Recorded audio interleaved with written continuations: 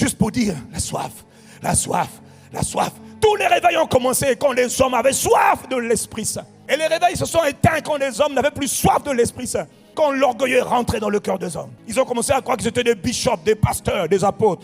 On n'est plus trop important. Le réveil a été éteint. L'Esprit dit, je ne fais plus rien. Mais lorsque les hommes, en 1905, 1906, en même temps, dans Azusa Street, aux États-Unis, avec un jeune pasteur noir, lui qui ne parlait pas en langue, il lisait les Écritures. Il voyait la différence entre les Écritures et sa propre vie. Il a commencé à enseigner sur le parler en langue, sans lui-même parler en langue. Parce qu'il disait que celui qui change la vie des hommes, c'est le Saint-Esprit. Des fois, tu peux avoir une révélation, mais ne pas vivre la révélation. Tu peux comprendre quelque chose, mais ne pas vivre ce que tu comprends. Persévère. Dieu avait mis en lui la soif. Parce qu'il avait soif de Dieu. Il avait soif. Mais il ne vivait pas ce dont il avait soif. Il était beaucoup intéressé sur les sujets liés au Saint-Esprit. Il voulait connaître qui est le Saint-Esprit.